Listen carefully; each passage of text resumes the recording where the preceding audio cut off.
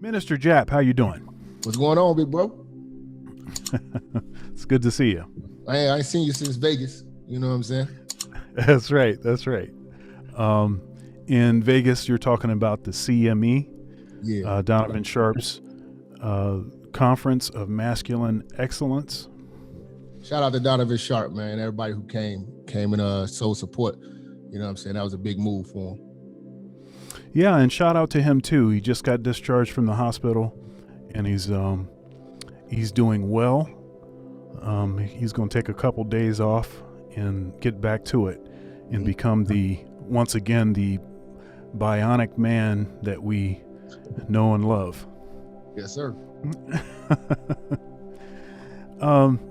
So I met you at the CME, and but I've been, watching your content, checking you out for some time now. I was introduced to you because of Donovan in that the 7 show, which that was my favorite show. Different personalities, all black males, really trying to do something significant in the space. Yeah. And it seems like that show is some sort of now I wonder who's going to be next. Yeah. He always got a good cast. Luckily he's been bringing me on every season. I've been on for like 3 seasons now. But I know he got to he brings up a lot of new talent too. So, he always on the lookout for new talent. But, what I usually bring to the 7 is always, comic relief, plus, good energy, and I bring some real information too. Absolutely. That point. Absolutely. And I interviewed Solomon Jones, Solo TV 84. Yeah, that's my dog too. We talk often. Yeah. Yeah, and I met Myron and Fresh Prince. Yeah. And let's see, I interviewed Hotep. Matter of fact, speaking of that's my dog. speaking of Hotep, that was a great interview that you did on his channel. Okay. Not that long ago. Great interview. You guys really got into some stuff, and I think that interview led to some sort of information about you that maybe folks didn't know prior. Yeah. And so it's always a good thing. All right. So you're a very influential character in the Black Manosphere. But you didn't get your start in the Black Manosphere though. Is that right? It started really on Facebook. I had got started.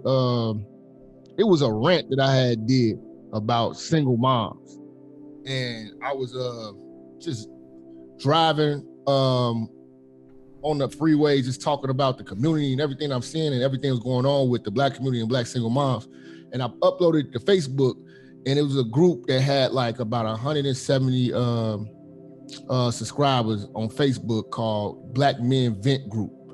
And they just started taking all my stuff and just kept uploading it. And it was just like catching so much traction. I started just getting a name, because the Minister Jap thing, Jap has always been my name in Chicago because I used to be a rapper. And I just added the minister because sometimes I start talking, I get real preachy. So I started uploading the video. I did like 2 videos, and then I put them on YouTube, and then Star from the Star Show picked it up. He put it on his page. He was like, "This dude is going complete ape shit on the Black single mother epidemic, and he's dropping facts." And from there, like, people just started like gravitating towards me. So like my Facebook started going crazy. I started getting about 200-300 requests a day, and then I just maxed out. And I'm like, I didn't really know the social media thing like that. It just came to me, you know what I'm saying? So then I just started doing videos on my own channel, and I was always riding to work, and I would just talk about my dating experience that night with another single mom.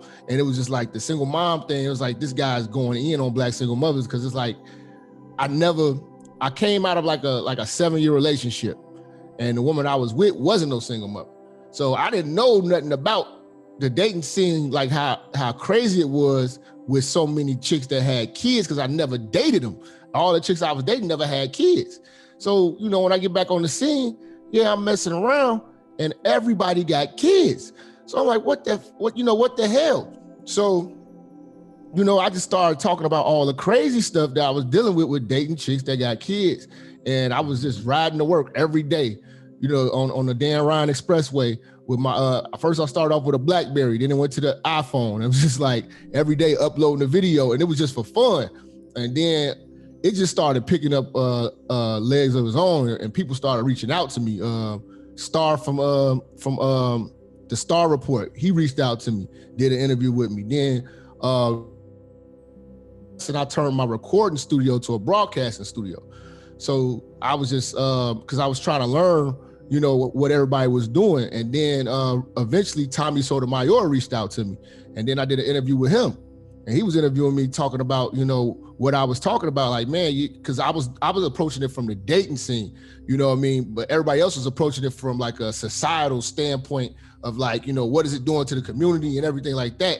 I was just, you know, feet to the ground, telling everybody like, look, this is what you're gonna deal with when you're dealing with these chicks and these kids. Baby daddies popping up. Like I had so many stories about like dudes and beating on the door. I'm in the house with his baby mom. It's just like a lot of crazy stuff going on, and how deceitful and conniving these women were, because they need the help and they in survival mode. So I just started really just analyzing all my dating experiences, and then I just started really, really diving into this thing, and then just started breaking down dating in general, because I dated a lot of women on all walks of life, and it was just in the crowd and the audience, they just felt my intensity and my authenticity, because they know I wasn't lying.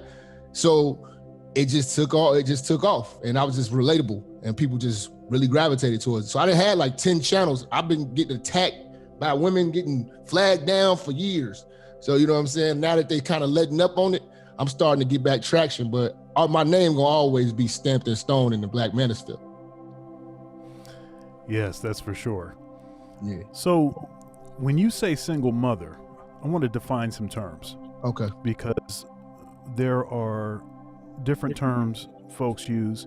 Sometimes when people say single mother, that could either be someone that had a baby out of wedlock, or it could be someone that was married and got divorced, or it could be a widow.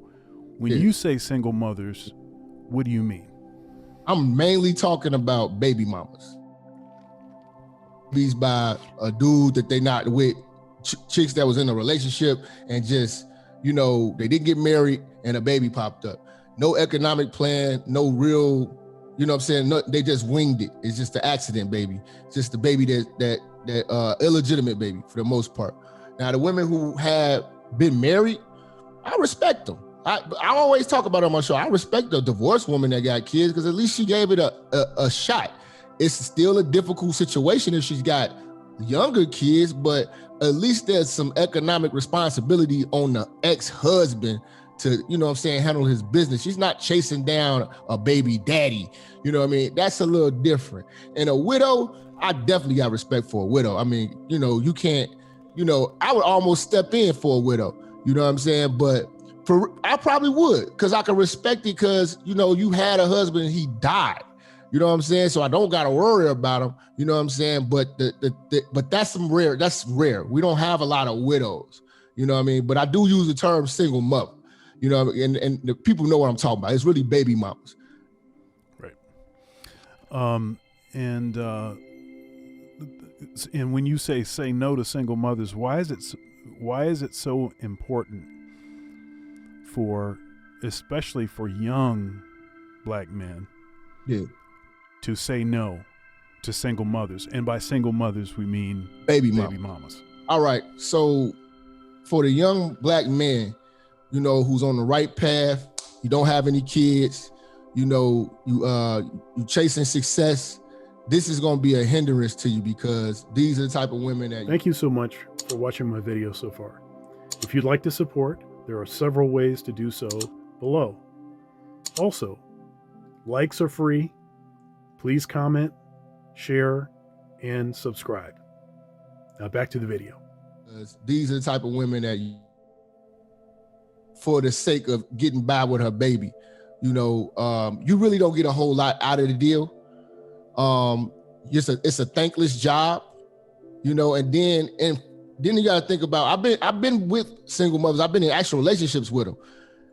And it's a lot of things that go on with that. Like with the kid, you can build a bond with the kid and then y'all break up, and then you got to detach yourself from the kid too. You could also be in a situation where the baby daddy could tell the kid and coerce the kid to saying that maybe you did something or abused them or touched them or something like that. And so it's a situation that a young man who don't have no kids don't need to involve himself with, because it doesn't benefit him in any way besides the woman. See, I understand a lot of guys want the woman. We want the woman, but we don't want the kid. But they come with the kid. So I just feel like it's a bad decision for the young man to make, because you're going to be spending money on somebody else's legacy instead of building your own, and you're not coming to her with no disadvantage and no baggage. So why should she come to you with it? As a young man with, with a clean slate, Now, if you got kids already, if she got kids, then y'all do that Brady Bunch BS. But for the young man, this is who I speak to specifically, young men who are on the path of success, doing the right thing, ain't no felonies, none of that, man, trying to get this money, do the right thing, wear your condoms, don't have no kids, and handle your business, buy your property and everything like that. To be doing things like that and having a single mom tearing your pockets off like that is a disservice to yourself. Absolutely. So speaking of people that wifing up single mothers, yeah, talk to us about the simp purge. Oh man, see that's the volunteer stepdaddy. You know what I'm saying? Like the mandatory stepdaddy. Like a lot of these women are mad because my message discourages men from wanting to be stepdaddy. And I broke down, I got a video on my channel about the stepdaddies. The stepdaddy is a thankless job in a lot of situations. Never really hear a lot of kids thanking they stepdaddies like that. Stepdaddies don't usually get the praise that they deserve, but they pay. They pay for stuff. They do a whole lot of things behind the scenes, and the mother don't even let the kids know that it wasn't me, it was him. So, you could be in a lot of situations where you could be in a house where you married to a woman or in a relationship with this woman. Well, you married to her because you a stepdaddy. And the kids don't like you. And they don't have to like you. You know what I'm saying? They supposed to, because a mother should have really, instilled it in them, but they got a daddy. You know what I'm saying? And I promise you, a lot of times, men don't like to see, for instance, say if you're a stepdaddy and you're doing better than the real daddy, they are not going to like that. You know what I mean? So a lot of dudes are going to hate on that. I think it's a situation where it's just a hard job to ever see a benefit from it. And then you raising somebody else's legacy and lineage, and it's not yours. It's not your child. Now if it's medical situations and stuff like that, those are unique situations where you can't have children. You know what I'm saying? That's a unique situation, because I would almost look at it as almost like an adoption at that point for you if you want to really have that. But it still could go bad because, again, these kids can come in the door. They don't like to be disciplined by people who are not their, immediate parents. So it's a real hard situation. It's something to really think about. So you're not against adoption? Nah. Now what I am against is foster care. You know what I'm saying? Because I seen the hustle in foster care. Foster care is a hustle, but adoption, like I broke this down on my show, like for the families that can't actually have kids, adoption, if people knew what you have to do to get to adopt a child, getting abused or nothing like that. But foster care, that's totally different. Adoption agencies put these people through hell. They be going through like an interview process for almost a year and some change sometimes, you know, with everything. And they cross all their T's before they give you that kid. So you know that kid is in good hands. You know what I'm saying? And those are actually people who want a child, you know? Right. Foster care is just a house full of kids, and these people just taking the check, and these kids just running around. That's different. You know what I'm saying? So, you know, it used to be that the church, the black church, folks would step up and they would adopt, you know, kids from a girl, you know, a young lady that, you know, got in trouble, as they used to say. And it doesn't seem like that's the situation these days. Now, part of it is because the demographic in the black church has significantly changed over the last, you know, 30, 40 years, where there aren't as many men in the church, and you have a lot of single mothers. Mothers in the church, yeah. Right, you have a lot of single mothers in the church, and so they're not really in a position to be able to adopt.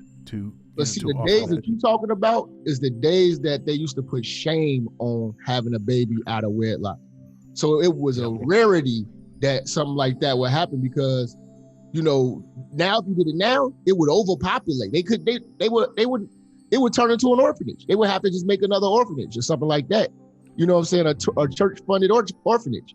You know, and then it'd just be chaos with that too, because it'd turn into another foster care system. If you had a black church orphanage, you know what I'm saying? So it'd get real crazy. Like back in the days when they used to actually put shame on single motherhood from the South, they would send you to like your auntie house. And then, you know what I'm saying? Like send the kids away to another, like, you know, have them get raised by the auntie while, you know, you come back later. Like if you look at, what was it? What's Love Got to Do with It? With Tina Turner. She was raised in a whole nother area because her mama was out here fast. You know what I'm saying? They sent her to St. Louis from Tennessee. You know what I'm saying? Because her mama kept having babies. You know what I'm saying? Didn't have no husband. But that's the shame that's how we used to carry. We used to put shame on that back in the day, and it deterred it. But there's no shame on it right now. Right now, it's open season. You know what I'm saying? And there's rewards and incentives to do it. They have programs for single mothers. They don't got no programs for single daddies. Single fathers, baby daddies, they don't got no programs to help you out, help you get on your feet. Absolutely not. You know what I'm saying? Nah. Yeah, that's facts.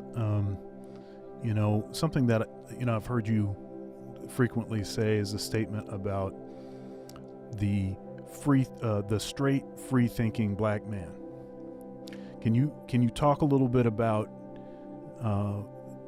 you know, the context? So okay, so the straight, free-thinking black man.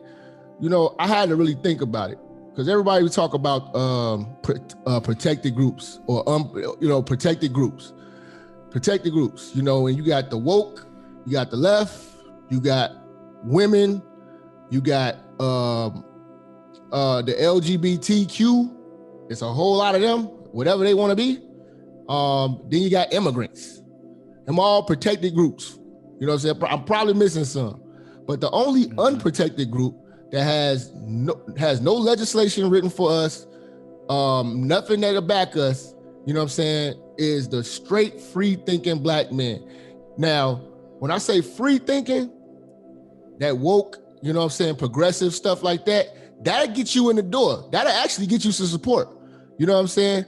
But when you think logically and you're free-thinking and you're straight, you're dangerous. They don't even want you to talk, because you'll make more men. They want more of these males to have that woke mindset where they calling women they. You know what I'm saying? Whatever these new words that they trying to call the genders now. The woke are calling women they now instead of women. You can't be women or menstrual people or whatever the hell they said, menstruating people. That's what they said. AOC called them menstruating people. people who ministrate. You know what I'm saying? Like, you can't call a woman no more. You can't call a man no more, or you get canceled. So we the only ones that get canceled. Notice how Eminem, think about this, because he's white too. I forgot about whites. They're a class that's above the free thinking straight black man. Eminem used to dress up and drag, make fun of the gay community. He used to dress up like Madonna in his videos. He used to do all types of stuff, you know, make fun of Michael Jackson dancing in the bed with kids in his videos. You know what I'm saying? Go back and look at that. Now, the rapper DaBaby said, shout out to all the men out here who ain't sucking, you know what I'm saying, and diseases and stuff, right? They canceled him. Why? Because he's a free thinking straight black man. Eminem was able to get away with that. You know what I'm saying? And well, and also with DaBaby and Chappelle, Dave Chappelle pointed this out in his latest special. So DaBaby killed a black person. He killed somebody. Now it was self-defense. Yeah. And his career, his popularity soared. But then he says something that seems derogatory to the gay community, and they'd cancel him. Yeah. And that demonstrates exactly the point that you're saying, that the straight free-thinking black man is not a protected group. Yeah. There is no glass floor for black men and boys. Yeah. And all of the talk that the Democrats talk about, helping black families, that's code, because they're not talking about black men. They're talking about black women and children. And let's be even more specific. They're talking about black women and daughters, because the boys will become men. Yeah. Yeah. Now, here's another thing. I always tell people about like I had the video about the white woman is God. And what I say with that is that all those protected groups, they get white woman treatment because the white woman is at the top of those groups. So if you break it down, nobody can say anything about a white woman. If a white woman complains, things change. So every one of those groups coddled up to the white woman. You know what I'm saying? So when she trickles it all down, like all of this whole woke stuff, it's all authorized by a white woman. If you look at the Me Too movement, it was that lady's been saying that stuff. It didn't get any traction till white women gravitated towards it and say, okay, cool. You know what I'm saying? You can run with that. We like that. It's tearing black men apart. Cool. You know what I'm saying? But where's our movement? It's been plenty of guys that got raped by women as kids. Oh yeah. Where's the outrage for Antoine Fisher? You know what I'm saying? We don't never have a voice. And like I said, the free thinking straight black man is like a terrorist to them. Masculinity is a weapon. They hate that. They don't want our men to be masculine men. They don't want our men to, and it trickles down to our women too, because when we be masculine, now they take it as, they giving us pushback. Well, who are you? I'm a man. You know what I'm saying? Oh, I don't, it's scary to them. Manhood is scary to them because they're used to so many guys compromising their manhood to appease them and to fit in. And that's like a lot of people who compromise their manhood. I tell women all the time, I'm never gonna compromise my manhood. That's why I love being my own boss, because I can say and do what I need to do, and I can be my own man and have my own mind. Because a lot of times we're stuck with these jobs and we're not ourselves. And I mean, I had a job for years and I was walking on eggshells. They found out about my shit, you know what I'm saying? Because of a white woman, and she got me fired. You know what I'm saying? And it was quick. It was her word against mine. Who do they believe? You know what I'm saying? So people got to understand, man, the free thinking straight black man intimidates. You know what I'm saying? Why they don't, it's a reason why they love Jamal Wright or Creflo Dollar, but hate Farrakhan. You know what I'm saying? Like Farrakhan And Geno Jennings. hate Geno Jennings. Now, hey man, I love Geno Jennings, man. That's a man. That's a man, huh?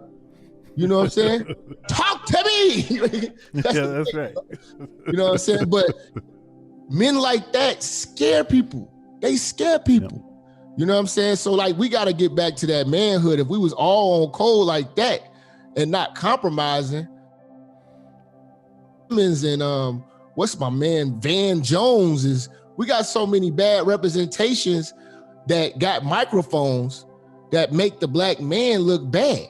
They crying on national TV over votes, and you know what I'm saying? We got Roland Martin, and we got a lot of people who don't represent this manhood thing, and that's what we bring in the Manosphere. And that's why when you really look at the Manosphere, I don't want to say everybody in the Manosphere, the black Manosphere, is the black men are mostly Republican. I'm gonna say we're mostly conservative. Our values lie in being conservative. We don't believe in a lot of craziness that's going on in the world right now. Most of us are pretty conservative in our thinking. Pretty logical. Yeah, I mean, I'm independent. I've been a third party advocate and voter for the last probably 15 years or something. And in my mind, both parties have been jointly complicit in adopting policy and ideologies that disenfranchise black men and boys. Neither party is really interested in empowering the black man. Now, I give you that. I'm just saying value-wise, I would just say we're more conservative. You know what I mean? Like we about family. No, I agree with that. You know well, black folks tend to be conservative anyhow, right? No, black men usually are, but our women are very liberal. Nobody comes to the defense of the LGBTQ community like our sisters. Yeah, I think that's true. I think that's also a fairly recent development. Mm-hmm. I think the probably women that are under 35, maybe under 40, it seems that disproportionately they lean a particular way. Mm-hmm. But in the past, our communities have always been conservative. The kinds of things. I mean, it's taken the black community the longest time to sort of embrace certain alternative lifestyles. But then what happened was then it became like a full embrace, and mostly because of the sort of marriage to the Democratic Party. Yeah. And you also see this powerful influence that the Democratic Party has in the black church. And so you stop sort of preaching against certain things because of they're scared to cancel. Yeah, and because of relationships that you have. So it's like, okay, well, we're trying to get this money so that we can buy this other building, by here, and like I Democrats back in the day, money. Ruffled feathers, like they used to go in. It wasn't like how it is now, where you got them guys coming up there talking about, I'm not gay no more, like doing all that. Like it was real men was in the church. You know what I'm saying? Like when I was a kid, no, you know what I'm saying? Stop dozing off. Like they was, you know what I'm saying? Like they was real men up in the church when we was young. So I mean, I definitely see the change now. It's a little bit it's a little bit different now, man. But it's a lot more liberal. But like the black man always been about family from the black men that I knew from back in the day. It was always about family. Absolutely. I mean, they've done these studies, and it shows that black fathers are basically we're the best fathers when we're allowed to be in our child's life. Mm-hmm. And we don't have a BMT. Oh, yeah. We don't have a BMT. That's right. So we don't have a BMT, making things difficult for us. Mm-hmm. Black fathers are the best fathers. I mean, we spend the most time with their kids. We're most interested in the kinds of activities that they're into. I mean, I can talk about my own father. My father was at every single thing all of his kids did all the time, and he worked like a dog.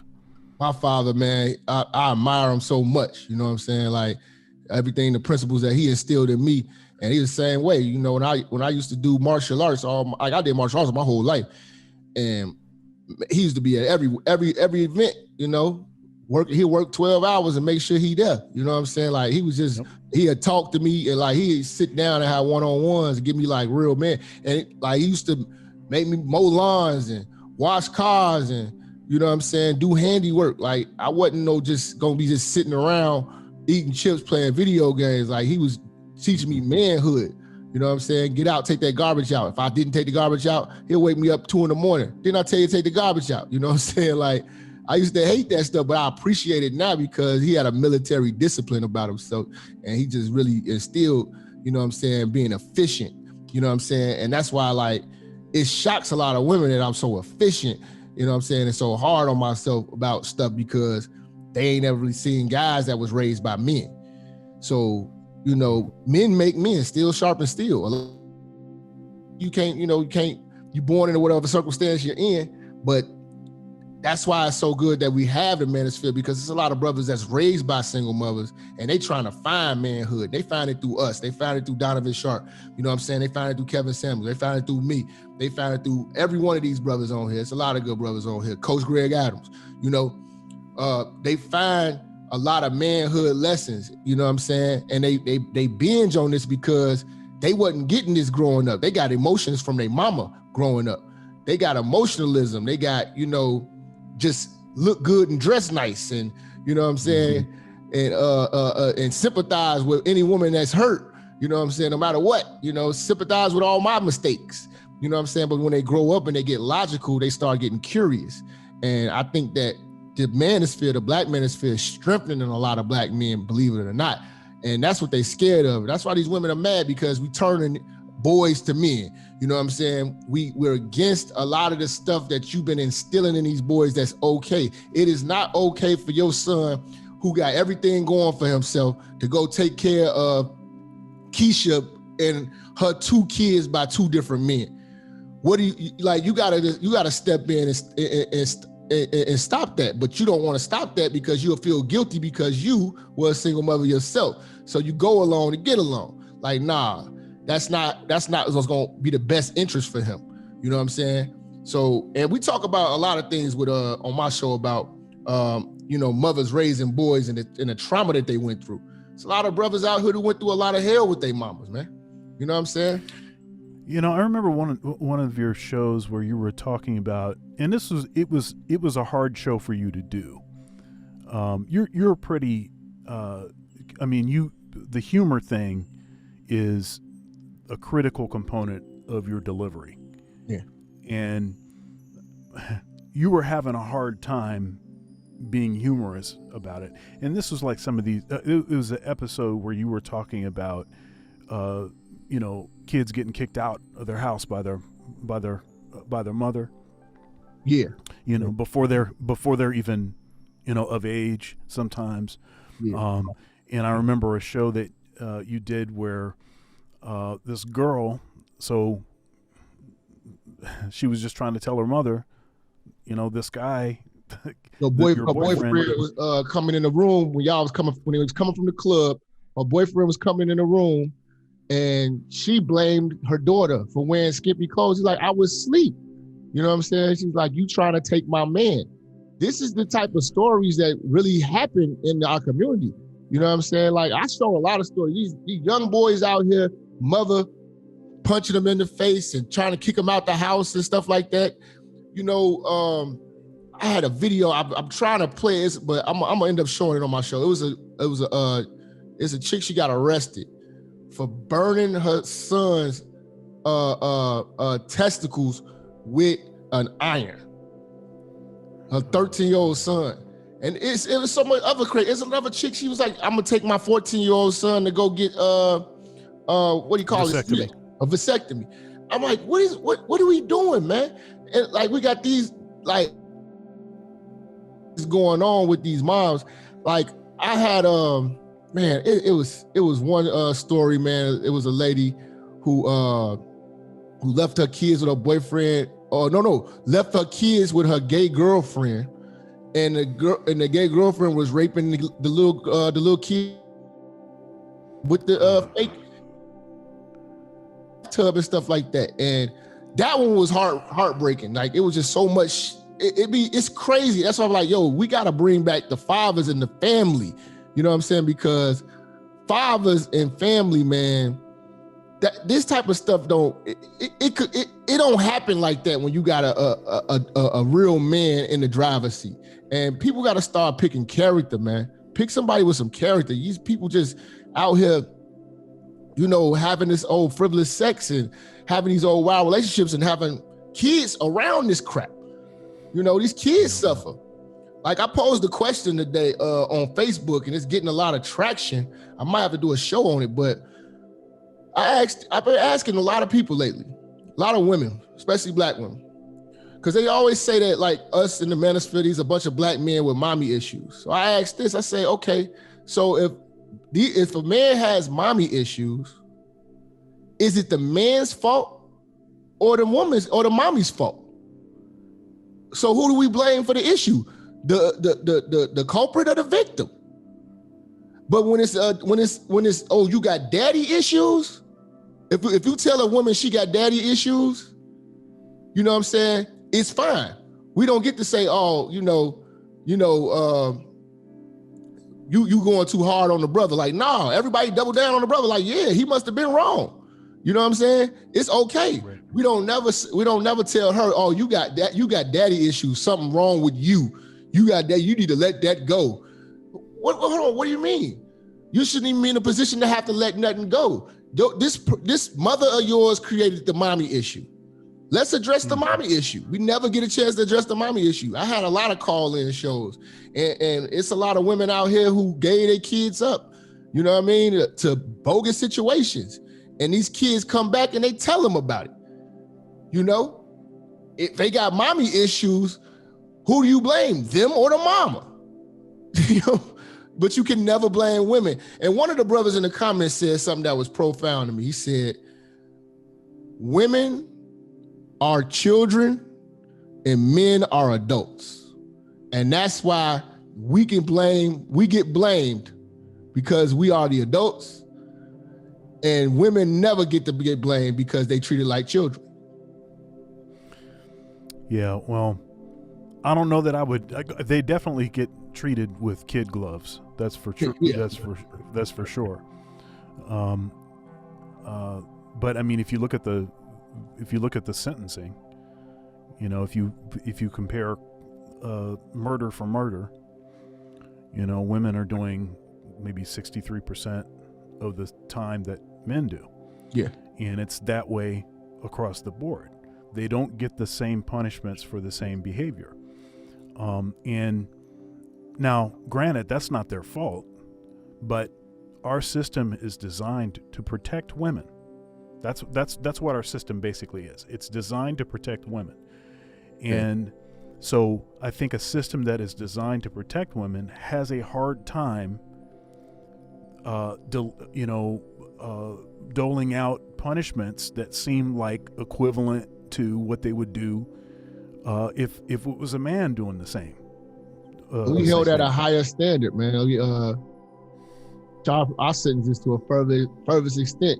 They get more than second chances, you know.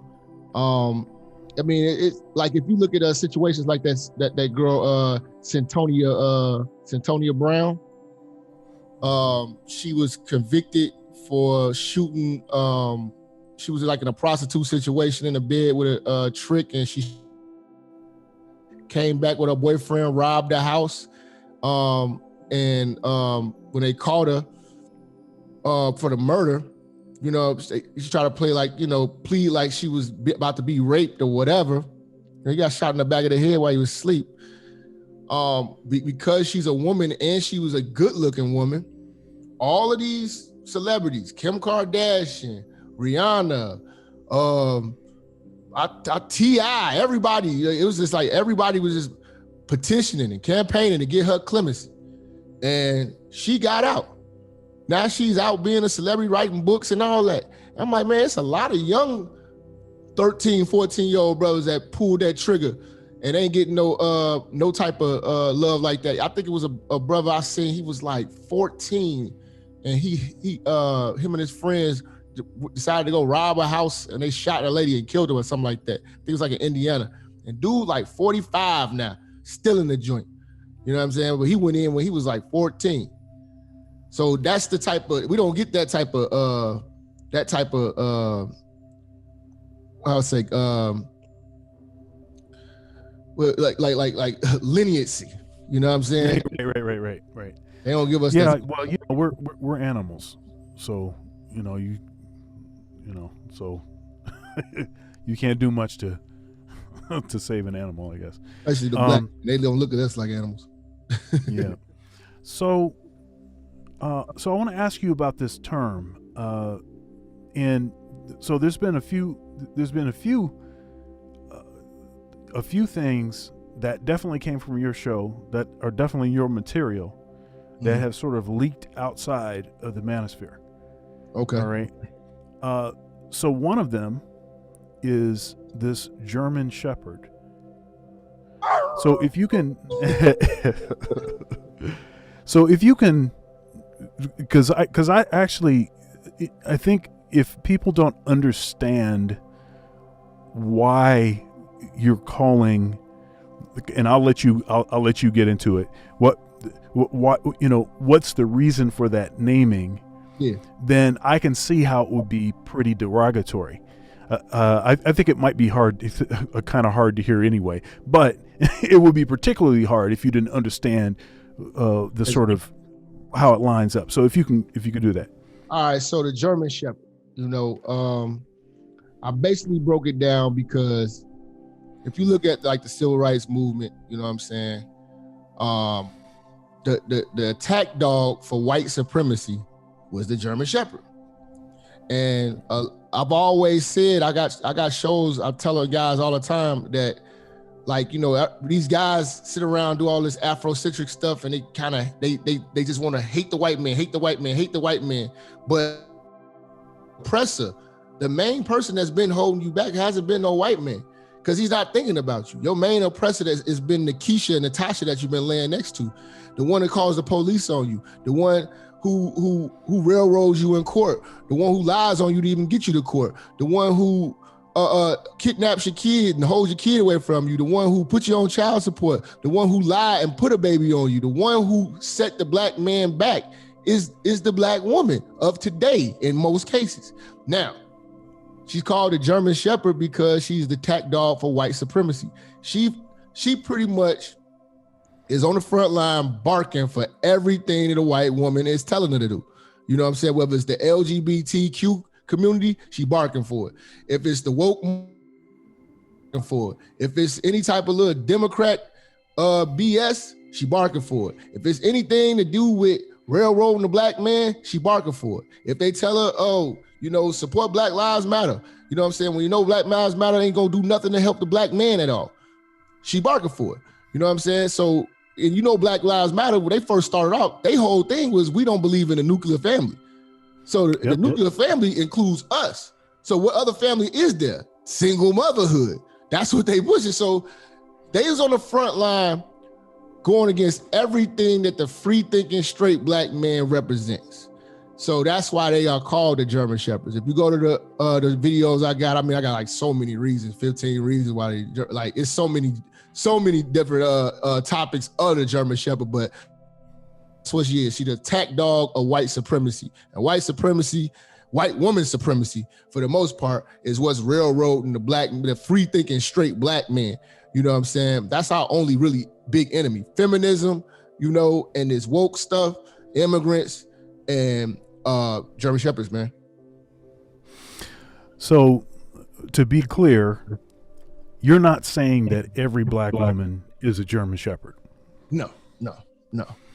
And like I say, I outlined it in all of those videos, and what's included, if you're supporting anything that doesn't support the black man, that's German Shepherd type stuff. You know what I'm saying? I just put a twist on it. So for the most part, like I said, we talked earlier, there's nothing that we have out here that actually supports and uplifts us legislative wise, laws, nothing that's helping the free thinking straight black man. A gay black man to get more help than me and you. Get more support from. Look at the support Jussie Smollett got for a lie. German Shepherds was right on the front line, barking. You know what I'm saying? On his behalf. Now, crickets. You know what I'm saying? But they went hard. They went hard for him. They don't go hard for us.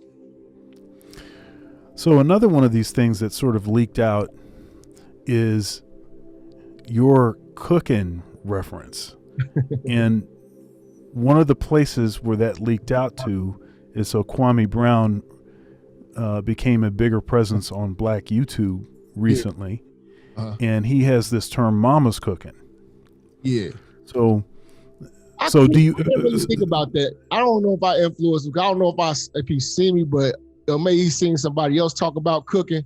But I've been cooking motherfuckers forever. You know what I'm saying? Like that's how we talk in Chicago, like roasting and cooking. I was just one of the first. Like we all talk like that out here in Chicago, like cooking it. I can't say cooking it. Cooking is something I brought to YouTube because I know nobody was saying that because they didn't hear it because there wasn't a whole lot of Chicago cats doing YouTube. So y'all just heard it. It's really a Chicago thing though. Like to cook somebody is like to signify the roast, to, you know what I'm saying? Right. Trade these jokes and insults, you know what I'm saying? We just do that all the time. We like real rude like Italians out here. I have to say, because when you listen to him, he's definitely been listening to some Black Manosphere. Yeah. At least talking points. Yeah, shout out. And it's hard for me to think that the mama's cooking reference is not in some way related, even if it was just in the ether and he didn't necessarily hear it directly from you. He heard it from someone that was influenced by you.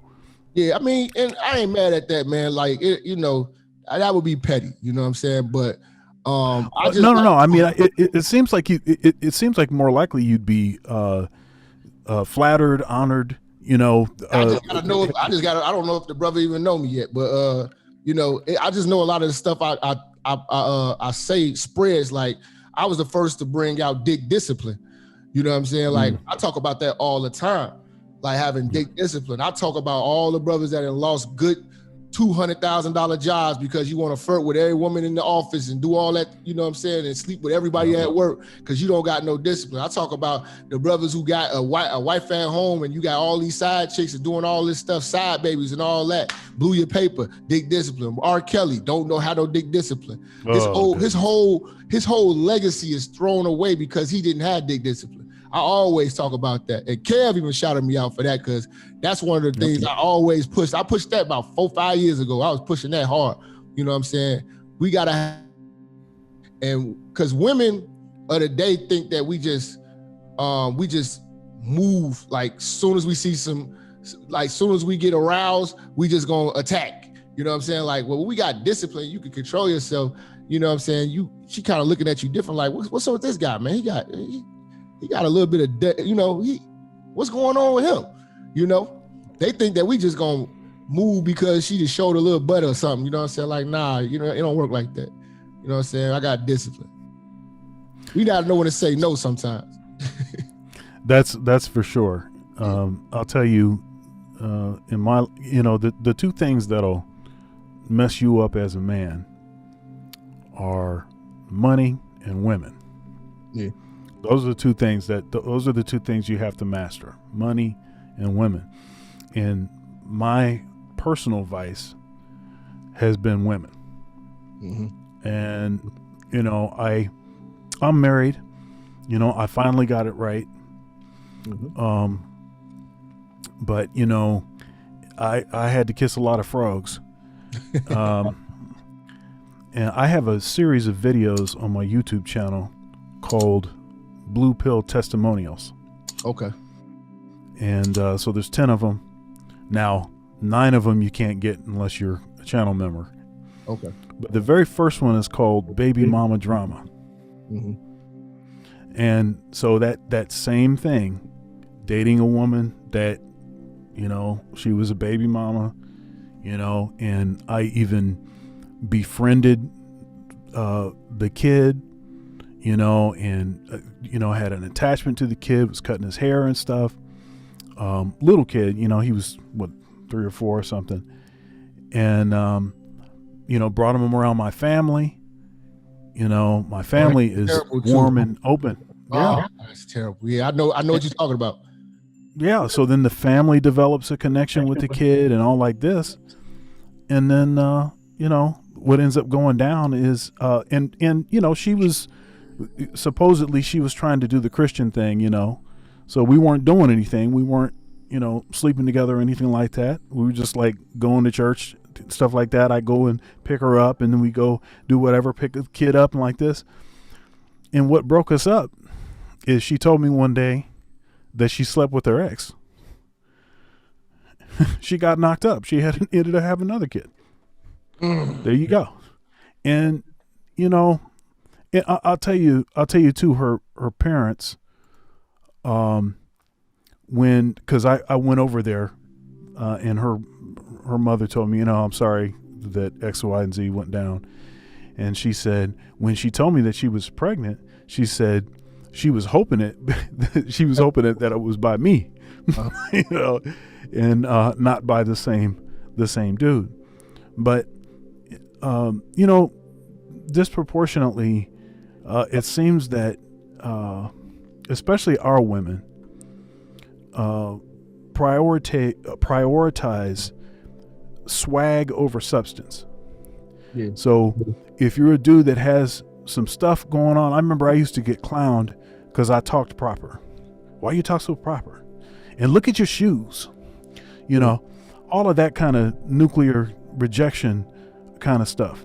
You know, I went to a rural high school, a whole school system until I was a senior in high school. And then I transferred to an integrated school, had about 40% black. And I specifically did that because I wanted to date black girls. That's what I wanted. But I go to that school and I end up still dating a white girl. Yeah. And the reason I ended up dating a white girl, it was because the black girls wouldn't give me the time of day. Yeah. And, you know, it's just, it's too bad that, that it seems like the mate selection, you know, strategy is just totally broken. Yeah, they have a bad strategy of just trying to select men to actually be with. But the crazy part that happens is when they get older, now they want the guy with the substance. After they get ran through by the guy with all the swag and all that for all those years, and he done knocked them up, and now she's a little bit pudgy. Now it's time to find a man of means and substance. You know what I'm saying? And that's when it's time to settle down. They get this from their aunties, believe it or not. Their aunties, their big sisters. Our women believe that you're supposed to have a woman is supposed to have a whole phase. They believe in that. I promise you, I got aunties that had told my little cousins, you know what I mean? You got until you 35 to get married, when she really need to be getting married at 24. You know what I'm saying? Because earlier than that, 22, 21. There's nothing out here. Once you get past 30, you're in like what Kev say, no man's land. He says no man's land is 36 to 60. Okay. 27 to 35, I think he says 30, but 30 is a very problematic woman anyway. Those are problematic women anyway. You're not molding that woman to be like you either gonna agree with what she is, because you're not changing her. But like a younger woman, you can mold her and you can teach her, y'all can grow together. That's why I always say marriage is for young folks. It's kind of purposeless for two old people, in my opinion, to be trying to get married. You know what I mean? Like two 55-year-olds getting married for what? It's like, y'all just kick it together, man. Just do y'all thing, because y'all not building nothing. You know, I mean, y'all just be happy together, but ain't no reason to take these 30-year-old stepkids and tell them that they stepkids together or something like that. Like, nah, man. You know, I've got a live streaming show called Thunder's Thoughts, and recently I did an episode where we looked at a Kevin Samuels clip. It was the clip called The IKEA Marriage. Okay. And so Kevin he's a proponent of struggle love. You both broke. Neither one of you got nothing. You're young. You stick it out, you know, and if you stay together long enough, you can develop significant resources over a lifetime. Yeah. But what happens to us is we can't even get past 5 years, 3 years, 1 year. We can't even get the thing going. But part of the reason for that is that people are waiting so long to get married, and then they have these totally unrealistic ideas of what marriage is supposed to be. You know, you hear frequently in the Manosphere that women want the wedding, but they don't want the marriage. Yep. You know, women are leaving these marriages at an 80% clip, filing for divorce. 80% of the time, females are filing. Yeah. And is that now? The problem that I have with the sort of counter to that is, because the counter is, yeah, but you know, is a woman supposed to just take abuse, and is she supposed to just, you know, X, Y, and Z? Look, I believe that if something ends, it's a 50-50 thing. All right. Yes. So if it ends, then sometimes it's going to be more the other person's fault. Sometimes it's going to be more your fault. You cannot convince me that at that much of a disproportionate rate that the men are responsible for all of those marriages dissolving. The reason why is because most women are not happy. They leave because they're not happy. And I tell guys all the time, that's why it's very hard to get older women and be with them for a long time, because they get unhappy really fast. You know, they always disgruntled, always pissed. A younger woman can be happy, you know, and then she could be yours. But I'm not about to try to please the unpleasable, you know? And they always are victims. When have you heard the black woman say, you know what, I messed up a marriage. I was cheating, I was doing this, and I was stealing money. I own it. No, you never hear that. They always the victim. Oh, I've been abused. We're not beating on these women, man. That is not happening with no married man. We're not kicking in the door. Where's my sandwich? Bust you upside your head. Come on, man. That's not the case with these things, man. They're not going to divorce. If that's the case, most of these men would be in jail that they divorced, because a domestic violence situation will be documented. You know what I mean? It's not happening like that.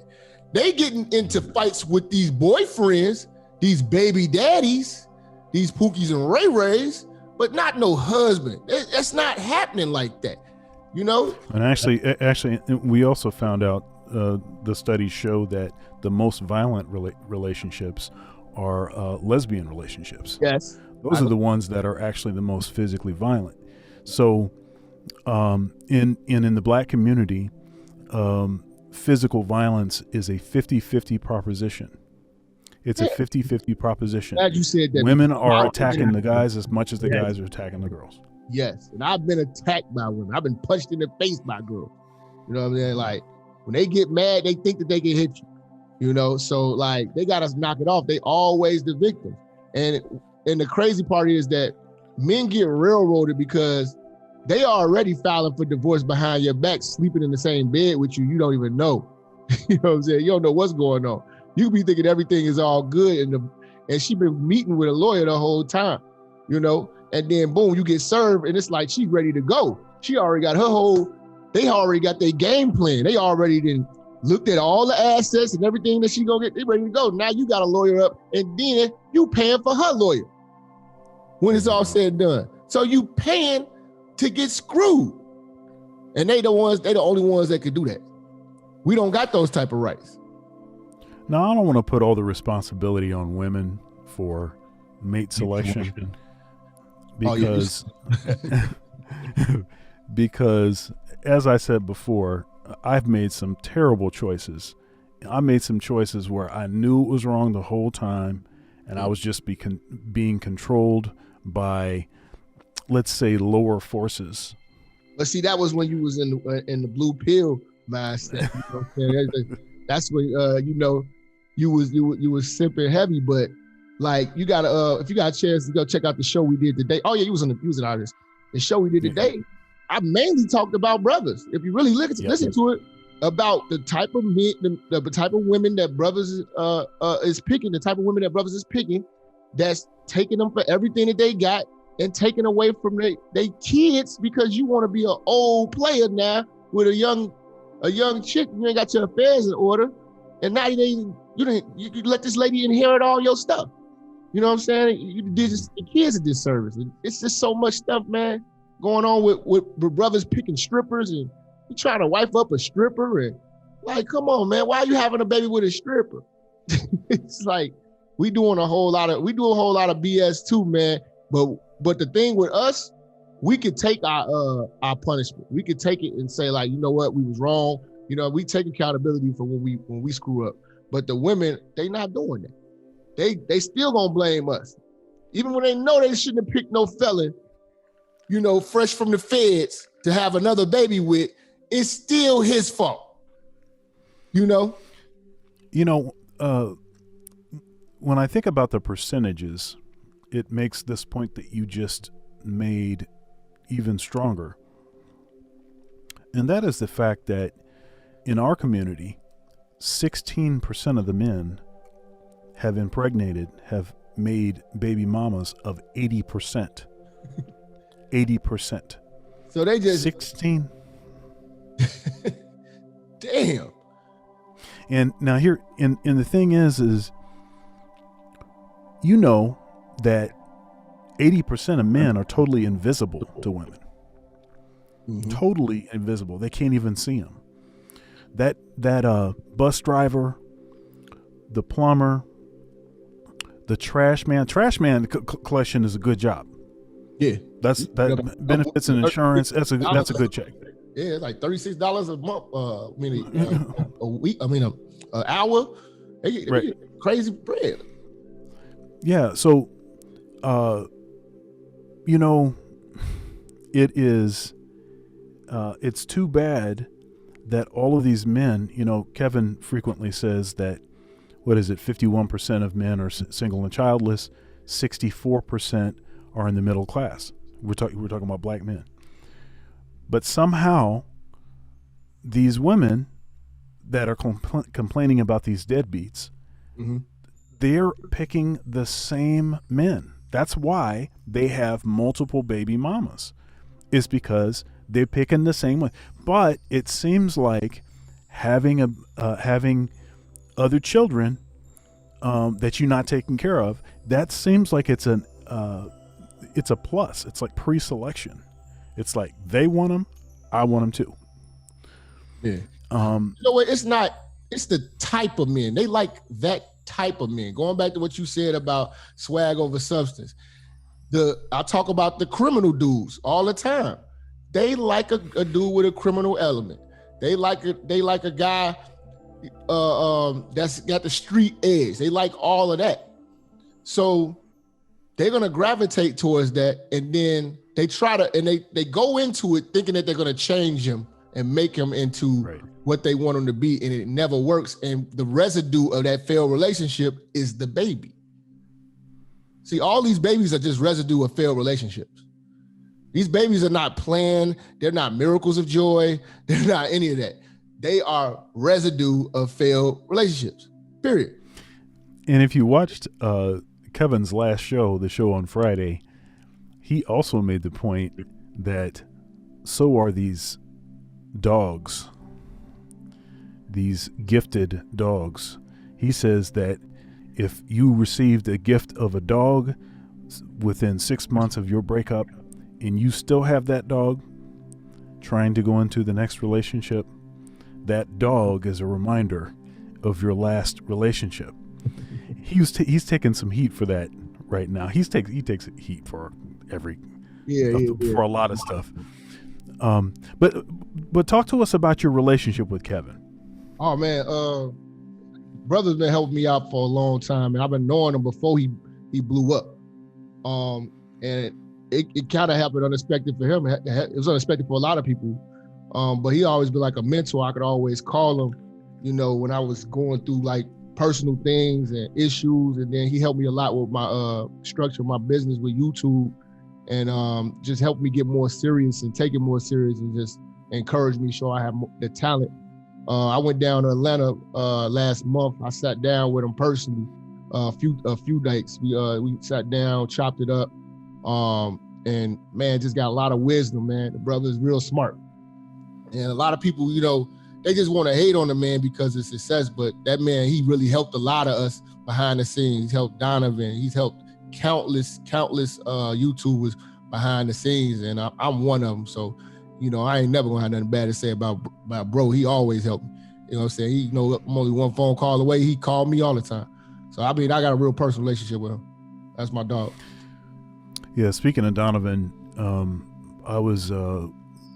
he convened, it was like, it was about 4 or 5 of us. This was before the CME, where he was trying to kind of pour into some guys that were trying to get some of their content stuff together.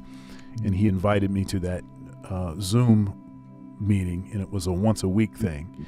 Okay. And I'll tell you, man, Kevin be calling him in the middle of our Zoom sessions like all the time. And Donovan frequently talks about how Kevin's calling him like 2-3 times a day. And every time he calls him, he listens. I mean, he'll stop whatever else that he's doing, and he's just like, okay, this is what's happening. And he's quick to acknowledge the things that Kevin has told him to do that have really changed things for him. One recent thing was, Donovan is kind of an honor sort of oriented kind of person, right? So he didn't want to like take advantage of his relationship with Kevin. So initially, he wasn't doing like Kevin Samuels review videos. Yeah. He wasn't doing that because he didn't want it to seem like he was just taking advantage of him. But Kevin called him one day and said, look, man, you know me. It's okay to do it. Go ahead and do it. And so then he started doing the same exact conversation. That's one of the reasons why I don't do it. But I'm about to start doing more reviews and, piggybacking. Because we used to do that a lot, but I just didn't want to seem like, I'm trying to, I wanted to kind of make a name. He's like, nah, bro, you good, whatever you want. Just do what you need to do. So I'm like, all right, bet. So he called me, and I don't always have the best conversations. Kev lay into me, man. Like, hey, man, he tell me the good, the bad, ugly. Like, he tell me what I done right, tell me what I've done wrong. Hey, man, you going a little too crazy. You know what I'm saying? Knock that shit off. Get back to doing what you're doing. Don't let these haters, get you off your square. Cause I'm a little different. You know what I'm saying? I don't like when people play with me like in real life like that. But they be, Kev really, give me some guidance and tell me, hey man, let's keep on the mission. You know what the mission is, man. Like let's get big. Let's grow the channel, man. So, definitely Kev, he talked to me like, a human being, man. That's my bro.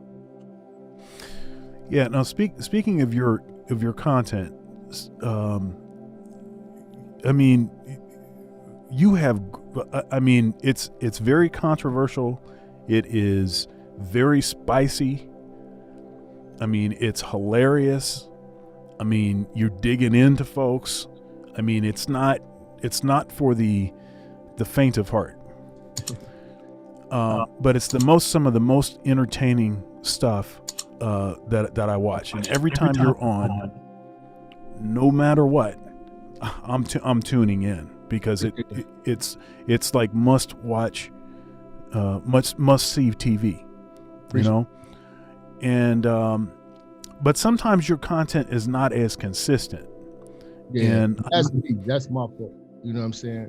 As of lately, I've been getting sick, but that be me, man. Like I still be with my girls. We out kicking it. We do it. You know what I'm saying? I gotta get back on schedule. You know, and that's one of the things Kev called me all the time. Like, hey man, you getting real consistent, bro. You gotta come on, man. The people want to see you. You know what I'm saying? But when I drop, I make sure to bring some heat. But I want to make sure that and this is another thing too. I don't like to do trending topics a lot. I like to do actual topics that like I come up with. So it's like quality over quantity. Cause I could easily be like, oh, you know, do the academics thing. And it's, you know, it's money in that, but it's sometimes I don't really think about the money like that.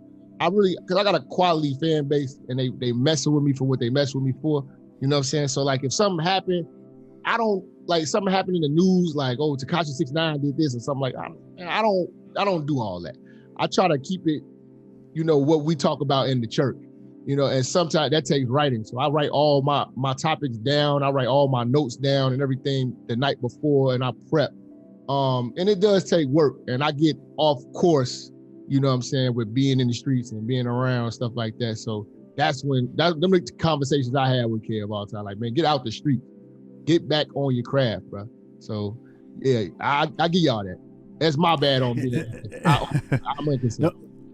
Now, one thing about that, I think one of the reasons why your content rings so true is because, as you say frequently, you actually are on the streets. Like, I mean, you're actually on the pavement. You know, I mean, what you're talking about is not made up stuff. It's not something you read in a book. This is real stuff. And when I hear people call in on your show, and it's like this sort of, you know, part of why I think that the Manosphere is important is that men have been gaslighted for so long. Mm-hmm. Just to hear somebody say something that is like, man, that's the same thing that I'm going through. Mm-hmm. I mean, that can be the difference between somebody somebody, you know, ending their life. I mean, this is serious. Somebody ending their life, and somebody saying, you know what? Yeah, somebody actually, you know, I'm not making this up. I'm not just like a loser or something. Everybody's having the same experiences, you know? And that's the thing, man. I talk about my wins and my losses. I talk about when I used to be a simp. You know, we had a show, you might have caught it. It was called Suicidal Simping. I had to put it on Patreon. Sure did. And it was a lot of brothers, like, you know, and I had to make sure I made it clear that brothers need to talk to brothers, you know, and stop betraying your brother, laughing at your brother. When brothers be hurt, and when a grown man hurt, you know what I'm saying? If a grown man cry, a real grown man cry, somebody can get killed, man. Like it get real.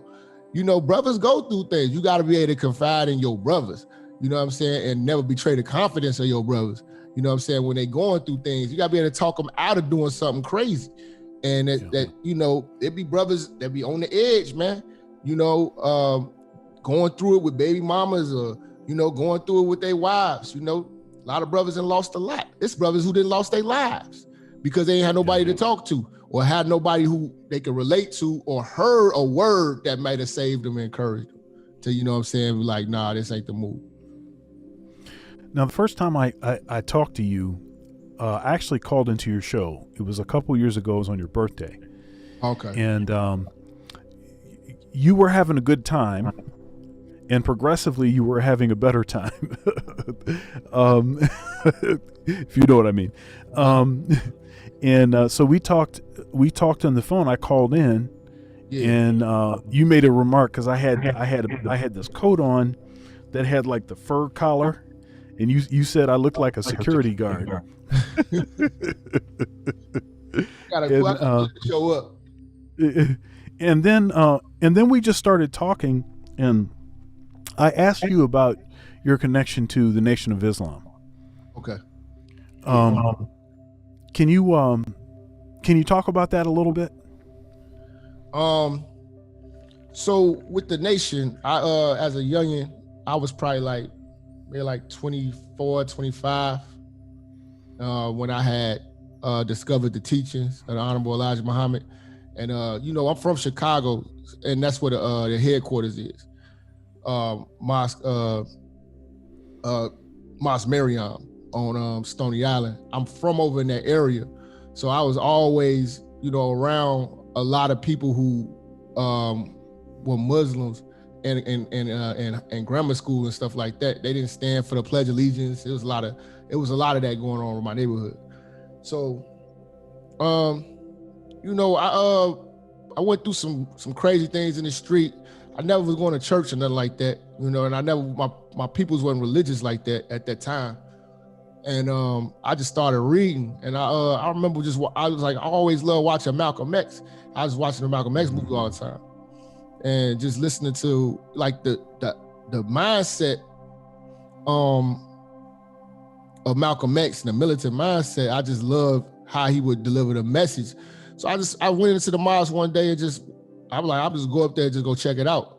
I was already reading. I was already studying in high school with the 5% Nation. And I didn't necessarily know that those teachers was coming from the Nation of Islam. So we had already had people that was coming around us, older cats, putting us on the lessons and everything like that.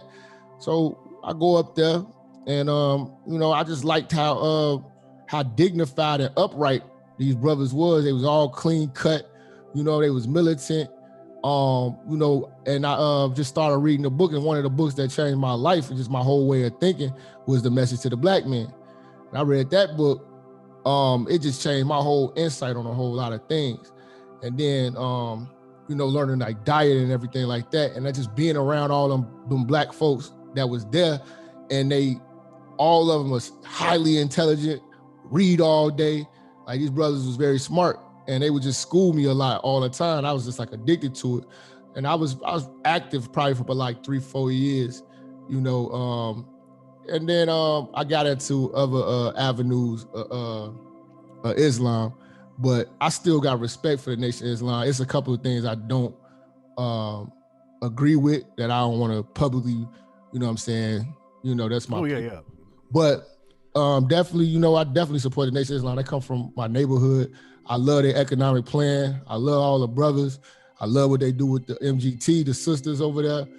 I still go sometimes just to, Savior's Day. I'm always going to, especially when they're in Chicago.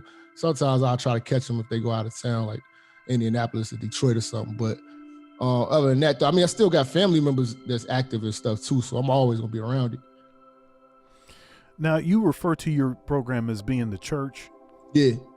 And you got the organ patches, the organ stabs, right? And you have a lot of ministers and stuff, little clips from ministers, usually doing, suspect, ministers. Yeah. And so is this, are you poking fun?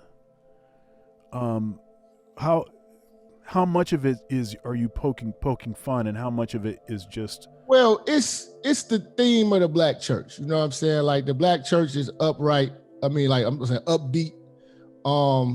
It's lighthearted. It ain't like I find the craziest church clips. You know what I'm saying? And it goes with the theme of the show. You know what I'm saying? So it's really just I ain't trying to disrespect no religions or nothing like that. That's not what we going at. I never will ever do that. But it's definitely, we just having a good time. If you look at like, I mean, every movie that had like a, you know, they got a funny church scene, you know what I'm saying? You can't do that in no mosque, you know what I'm saying? But they don't have no funny mosque scenes nowhere, you know what I'm saying? But it's just too serious. But the church, you know, you had the crazy organ playing, you know, you had a crazy choir. It'd just be, you know, that's, you know, that's what we see, like Eddie Murphy movies and stuff like that, where Eddie Murphy was saying evil is good. I was about to put that one on there, but I was gonna give me copyright strikes every time. So, you know what I'm saying? But it's just lighthearted, man. Just having a good time with it. All right, man. Well, do you have anything that you want to plug? Yeah, if you could just let the people know, I got a new Instagram. Go to Minister .Jap on Instagram. Minister.Jap. We starting up the Instagram. They flagged me down last week in my sleep. They got me.